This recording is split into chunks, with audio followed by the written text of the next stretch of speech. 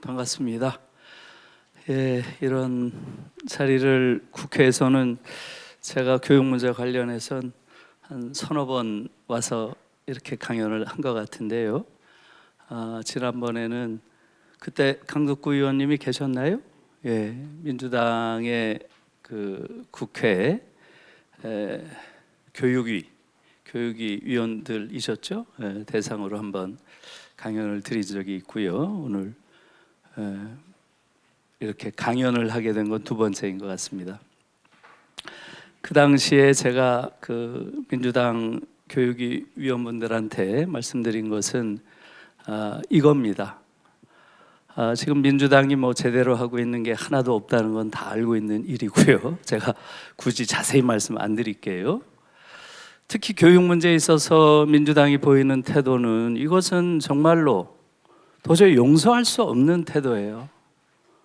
지난번 대통령 선거 과정에서도 교육 문제 전혀 다뤄지지 않았고요. 그러면서 또 진보 정당인 신용은 해요.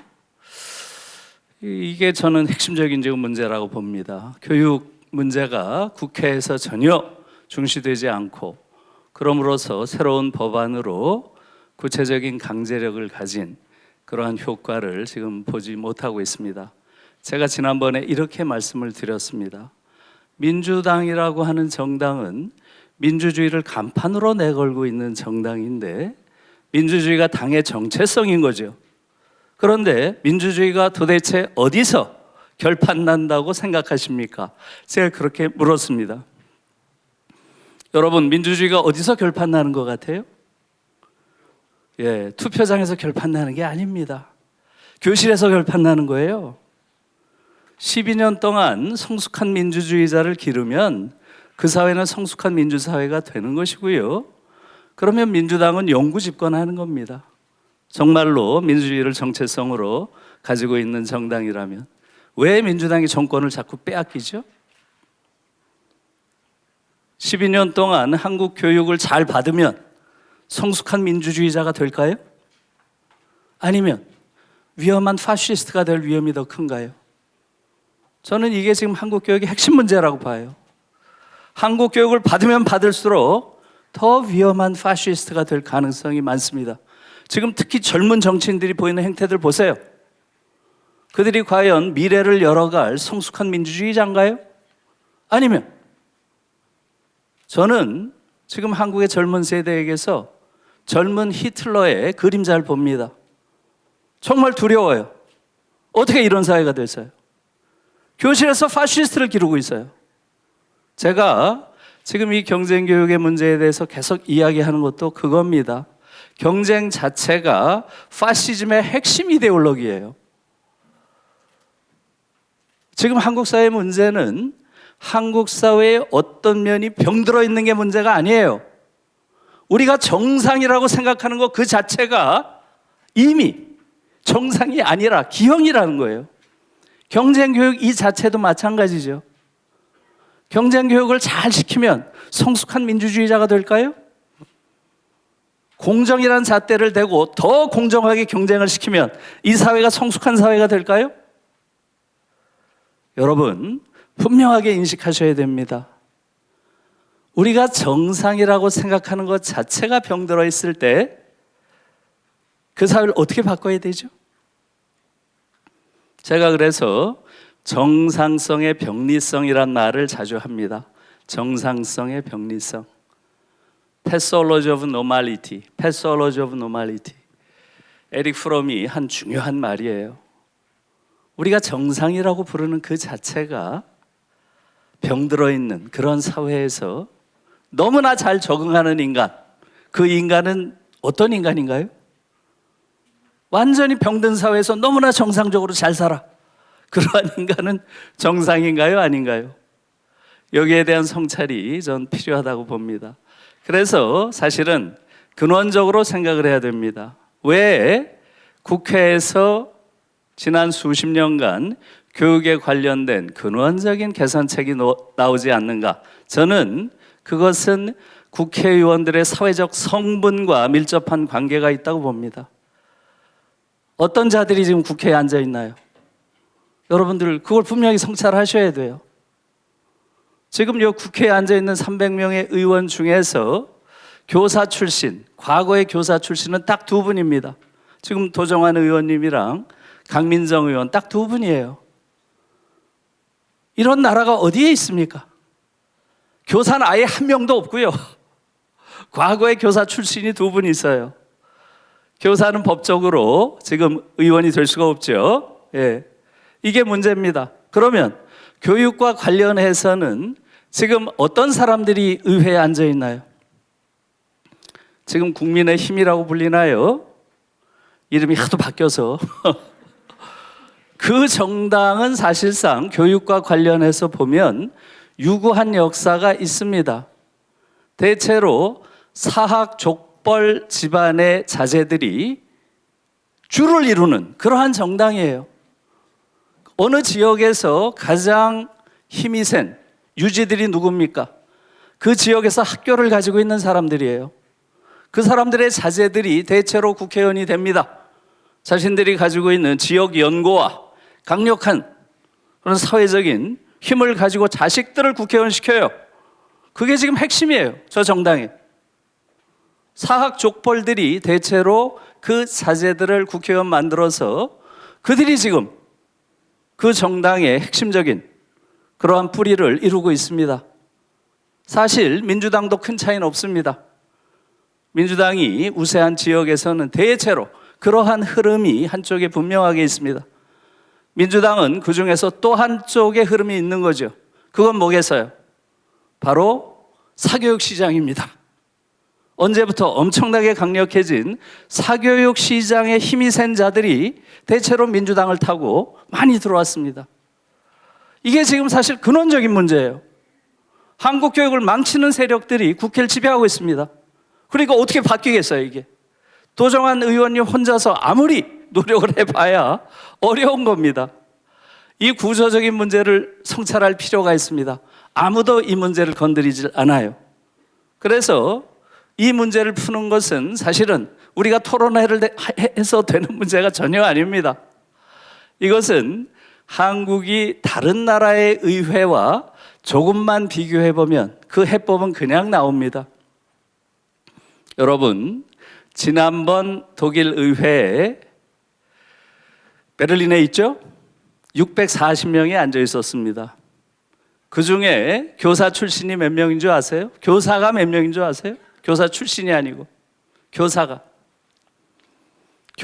무려 81명이었습니다. 81명. 640명 중에 81명이 교사입니다. 그럼 몇 프로인가요? 약 13% 정도가 교사입니다. 교사는 베를린에 있는 독일 의회를 구성하는 직업군 가운데 두 번째로 많은 의원을 배출한 직업군입니다. 첫 번째는 법률가들이에요. 두 번째가 교사입니다. 무려 13%예요. 핀란드의 경우는 대체로 20%에 가깝습니다. 교사 비율이. 핀란드는 1위예요, 계속. 핀란드 의회를 구성하는 의원들의 직업군을 보면 교사가 계속해서 1위입니다. 어찌 보면 핀란드가 지금 가장 성숙한 사회가 된 것은 교사들이 사실상 정치적, 사회적으로 가장 강력한 영향력을 미치는 그러한 사회이기 때문에 그렇다고 저는 생각합니다. 여러분, OECD 국가 38개국에서 대체로 교사들이 갖는 영향력은 어느 정도가 될까요? 대체로 10% 내외 정도가 의회에 교사들이 대표되어 있습니다. 10% 내외. 대체로 한 10% 정도예요. 한국의 의회 한번 보세요. 한국의 의회. 지금 300명이 앉아있죠? 이 중에 교사는 한 명도 없습니다. 법적으로 교사가 정치활동을 할 수 없게 돼 있어요. 과거의 교사 출신이 지금 도 의원님이랑 강민정 의원님 이 두 분이 계셔요. 이게 전부입니다. 지금 한국 사회 교육 문제는 이러한 권력 지형 속에서 가장 현실적인 답을 얻을 수 있는 거예요. 교사들이라고 하는 55만이나 되는 거대한 지식인 집단이 아무런 사회적 영향력도 정치적 영향력도 없는 나라예요. 이런 나라가 어디 있어요? 정말 어처구니 없는 나라예요. 이런 나라를 누가 만들었나요? 박정희가 만들었죠. 재헌의회 이후에는 계속 교사들이 당연히 가장 중요한 정치인 집단으로, 지식인 집단으로 참여했죠. 박정희가 이걸 딱 없애버린 겁니다. 지금 민주정부가 된 지 30년이 더 넘었는데도 아직도 이 문제를 바꾸질 않아요. 제가 지난번 민주당 강연에서 강하게 비판했습니다. 민주당 당신들이 하는 게 뭐가 있냐? 무려 180석을 가지고 있으면서 아무것도 안 해요. 정말 화가 나는 일입니다. 제일 먼저 해야 될 것이 교사의 정치적 시민권을 회복하는 것인데, 지금 OECD 국가 38개국 중에서 교사의 정치적 시민권을 완전히 봉쇄하고 있는 나라는 대한민국밖에 없어요. 너무너무 부끄러운 일이에요. 이것은 민주당의 수치입니다. 민주당의 수치. 민주주의를 당명으로 달고 있으면서 실질적인 민주주의를 이루는데 이렇게 태만하고 이렇게 의지가 없는 그러한 정당이 어디가 있어요? 그래서 제가 지난번 민주당 의원들 대상으로 한 그 강연에서 굉장히 세게 비판을 했어요. 지금 한국 사회가 성숙한 민주주의 사회로 그렇게 발전하지 못한 가장 결정적인 이유는 민주당의 무능과 태만에 있다. 지금이라도 교사의 정치적 시민권 반드시 보장하는 법안을 만들어야 된다, 이렇게 말씀을 드렸습니다. 제가 자꾸 목이 메이네요.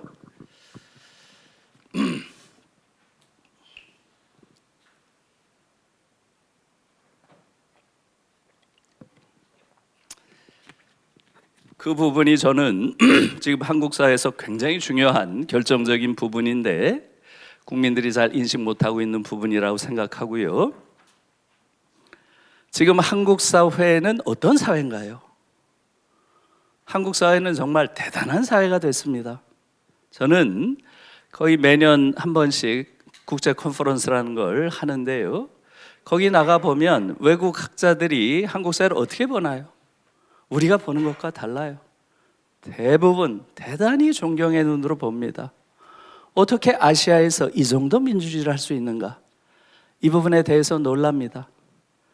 여러분, 2016년 촛불 집회가 한창일 때는 독일의 디자이트라고 하는 아주 세계적인 권위를 가진 신문에 심지어 이런 제목의 칼럼까지 나왔습니다. 이제 유럽과 미국은 한국에서 민주주의를 배워야 한다, 이런 칼럼까지 나올 정도였어요. 2016년에 어떤 일이 있었나요? 미국에서는 도널드 트럼프라고 하는 많은 정신의학자들이 제정신이 아니다, 이렇게 진단을 한 그런 자가 대통령이 됐고요. 유럽에서는 극우주의 물결이 대단히 거셌죠. 시리아 난민 사태 이후에 거대한 극우주의의 물결이 있었고요. 그 과정에서 당시 유럽에서는 이제 근대 민주주의는 끝났는가 보다, 민주주의의 종언, 민주주의의 위기, 이런 말들이 파다하게 퍼져나가던 시기입니다. 그때 어떤 일이 있었어요? 유라시아 대륙의 맨 오른쪽 끝에 있는 대한민국에서 토요일 날만 되면 50만, 100만, 150만, 200만 시민들이 모여가지고 국정을 농단한 대통령을 비판하고 의회에서 그 뜻을 받아서 법적으로 탄핵을 하고 헌법재판소에서 인용을 한 일련의 과정이 있었죠. 이것은 그야말로 죽어간다고 하는 민주주의의 정석을 그대로 실천한 거죠. 이게 세상을 감동시킨 겁니다. 그래서 미국과 유럽은 한국에서 민주주의를 배워야 한다, 이런 말까지 나올 정도로 실제로 한국 민주주의는 우리가 생각하는 것보다 훨씬 더 위대한 그러한 업적을 우리가 이룬 것입니다. 그 부분에 대해서 우리 자신이 잘 몰라요. 우리가 얼마나 엄청난 일을 이루었는지. 그런데 한국의 이 민주주의는 지금 교사 문제에서 보듯이 너무나 많은 허점을 가지고 있습니다. 이렇게 전 세계 민주주의가 죽어간다고 하는 시기에 민주주의의 부활을 알렸다라고 하는 평가를 받을 정도의 우리 민주주의가 교사에 관한 문제에 있어서는 이렇게 최악의 상황에 있는데도 아무도 이게 문제라고 인식하지 못해요. 그리고 우리 일상에 배어있는 일상에 배어있는 우리의 관행들, 이 자체가 전혀 민주적이지 못하다는 거죠. 여러분, 독일의 경우는 1970년에 교육개혁을 합니다. 1970년. 이 교육개혁이 그 이후에 독일이라는 나라를 아주 결정적으로 새로운 나라로 만들었습니다. 그렇게 만든 나라가 어떤 나라인가요? 예, 보여드릴게요. 시간이 없으니까 쭉 넘어갈게요. 예.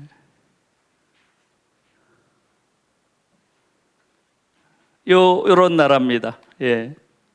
제가 요 사진을 많이 보여주는데요. 요게 2020년 9월 20일 베를린의 모습입니다.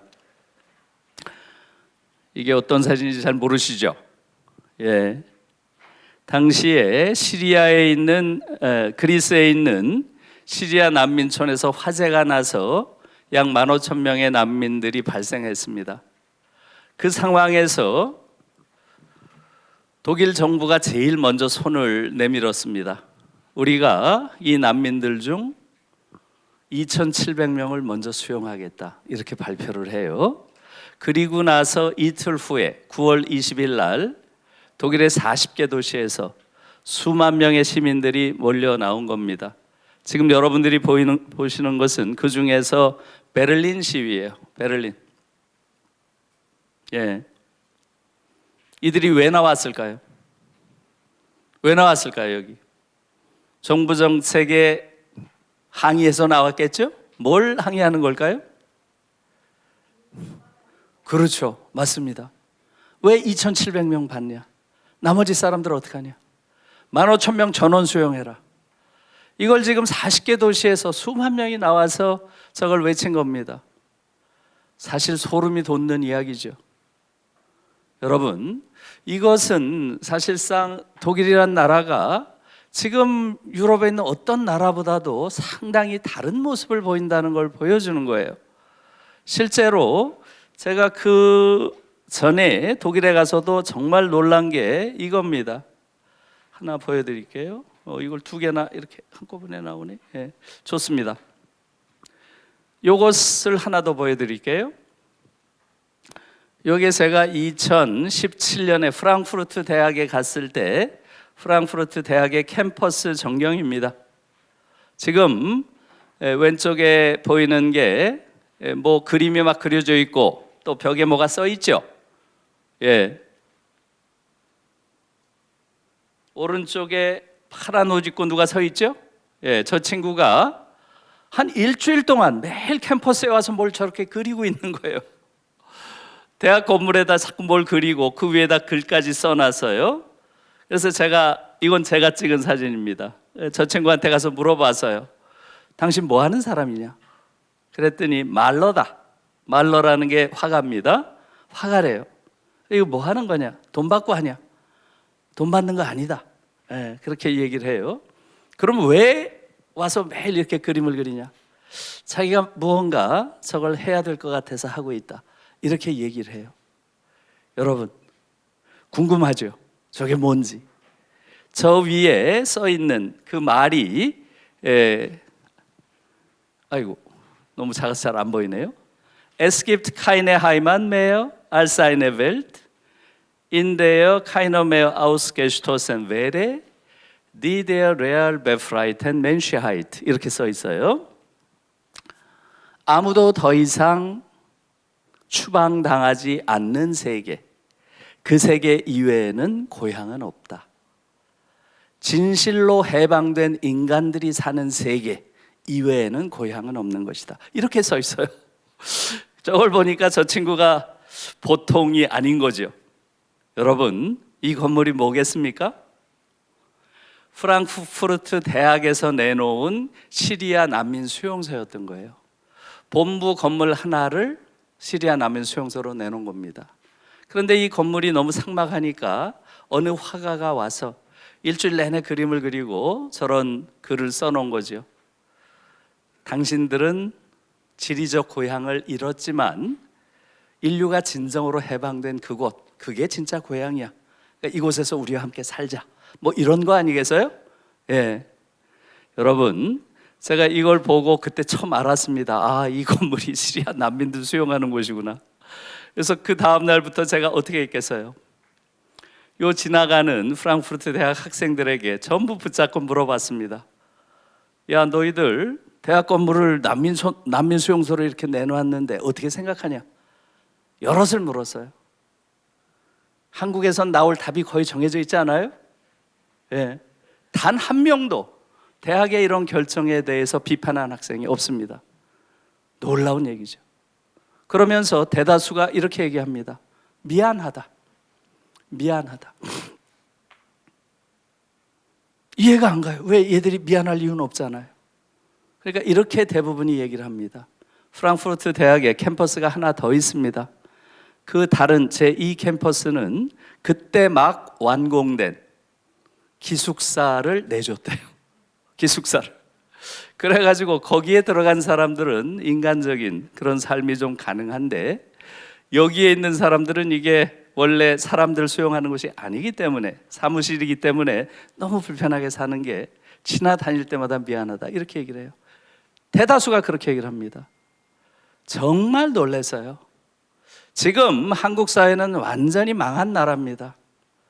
연세대학교 한번 보세요. 청소 노동자들이 시위를 한다고 고발하는 나라예요. 이게 몇몇 아이들의 특수한 상황인가요? 젊은 아이들의 대다수의 생각이 그렇습니다. 덕성여대 똑같죠, 지금.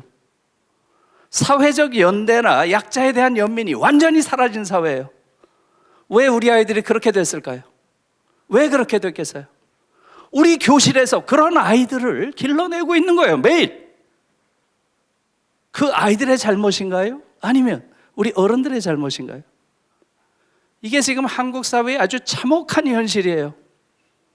제가 독일 대학을 자주 갑니다. 제가 프랑크푸르트 대학이나 베를린 대학을 자주 가요. 갈 때마다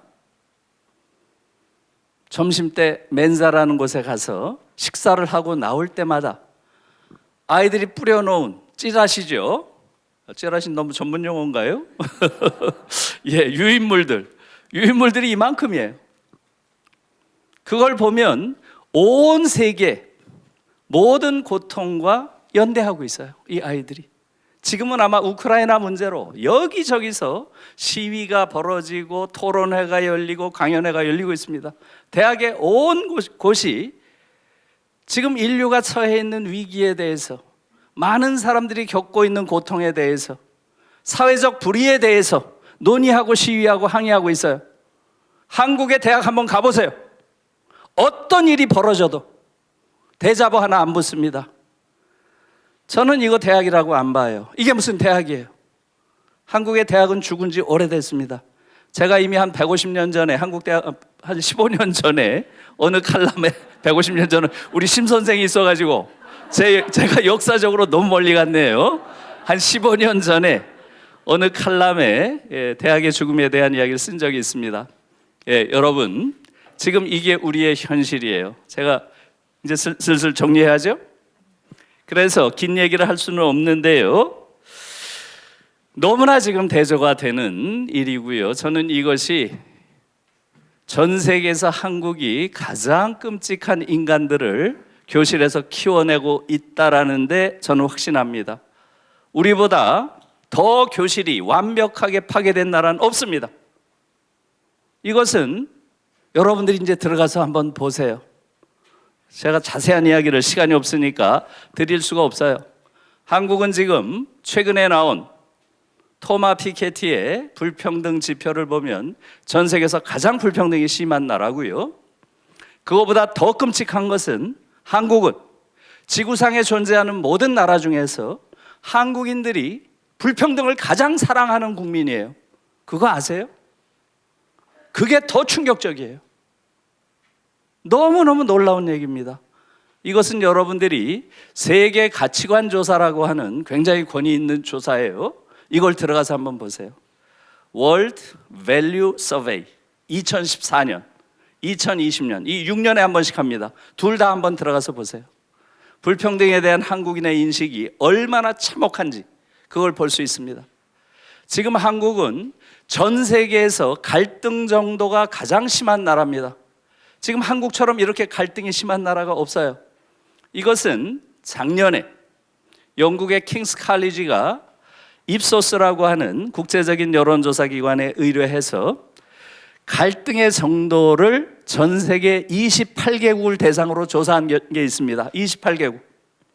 이것을 문화전쟁 프로젝트라는 제목으로 조사했어요. 여러분들이 킹스 칼리지, 입소스, 컬처럴 워, 문화전쟁 이 세 가지 표제어를 넣으면 나옵니다.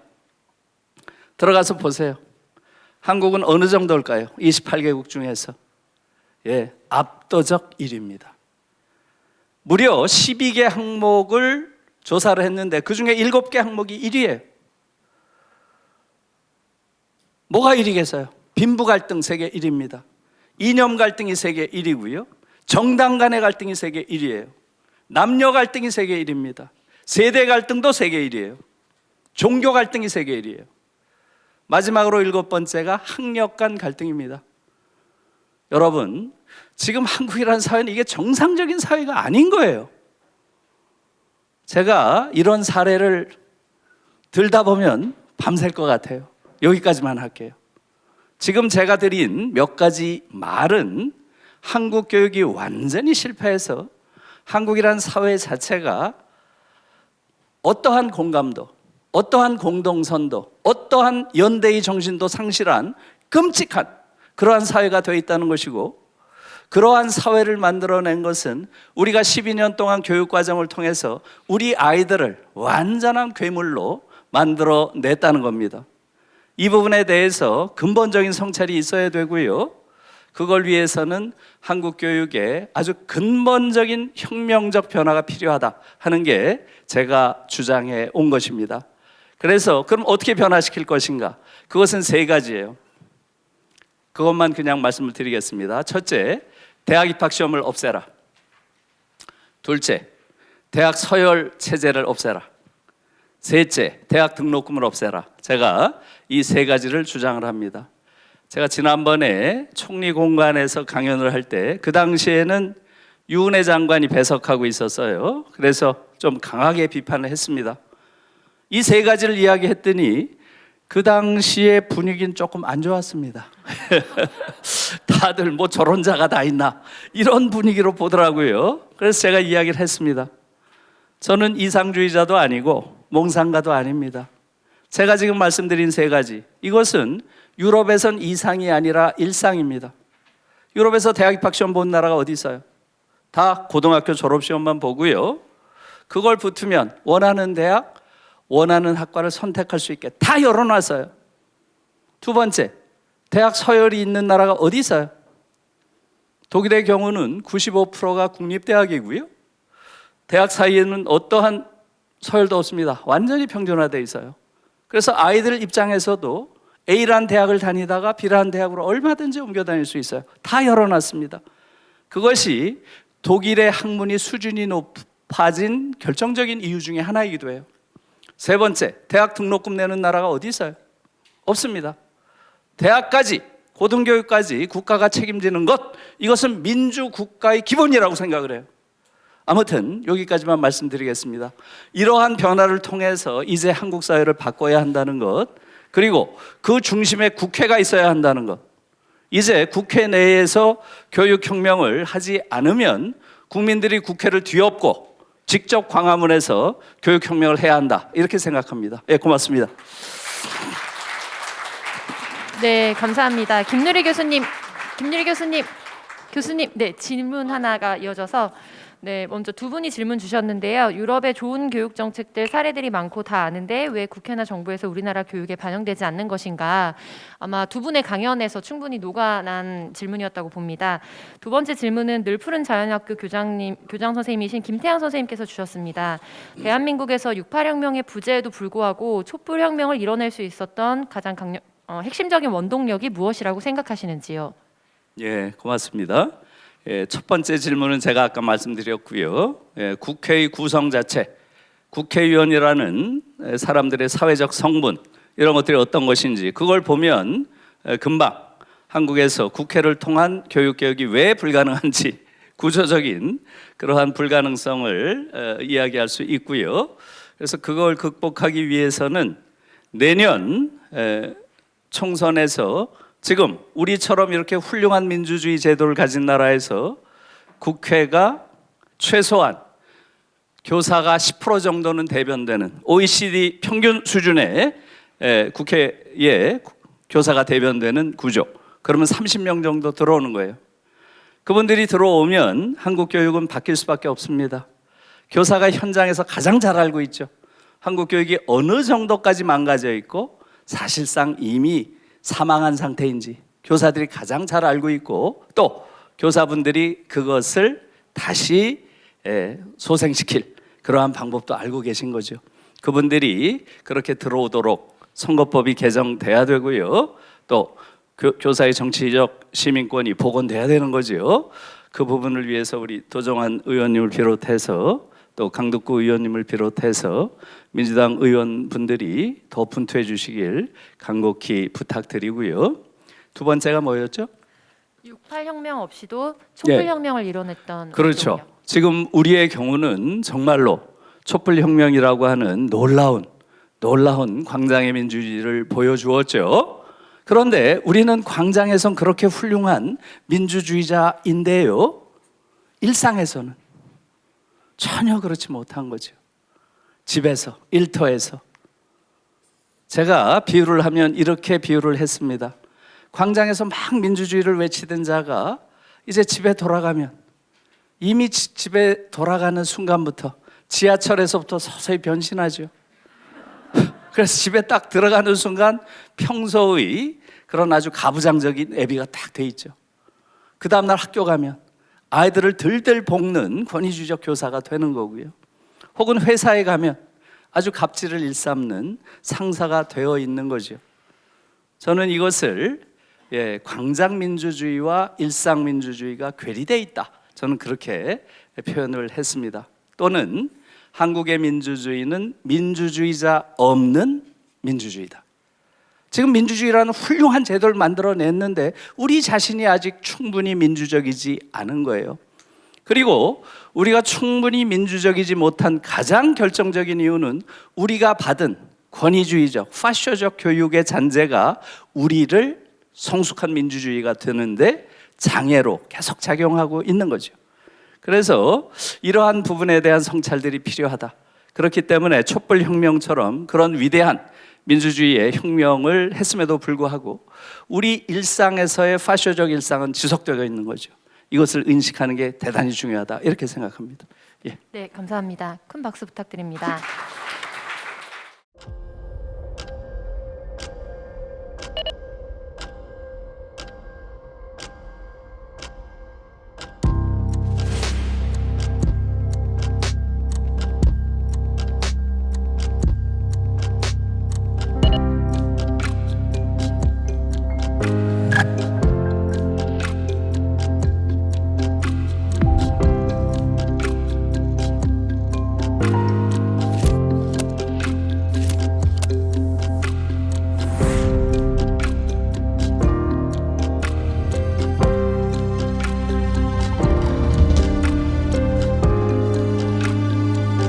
네 명 중 한 명은 학업 성적으로 인한 불안과 우울감 때문에 자해 또는 자살까지 생각해 본 적이 있다라고 응답하는 등 과도한 경쟁 교육의 고통의 실상을 확인할 수가 있었습니다.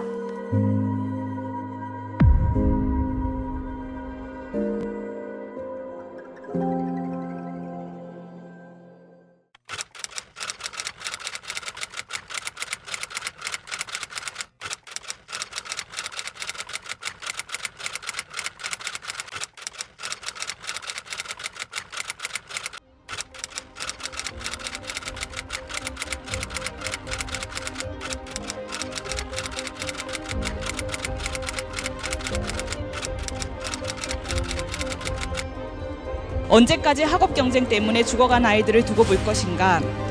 더 이상 어이없는 죽음을 마주하지 않겠다. 오늘 우리는 법률가로서 경쟁과 변별로 얼룩진 상대평가가 위헌임을 선언한다. 또한 헌법재판소가 아이들을 살리는 판단을 해줄 것과 정치권이 이에 대한 대안적 법률안을 발의하고 제정할 것을 촉구한다.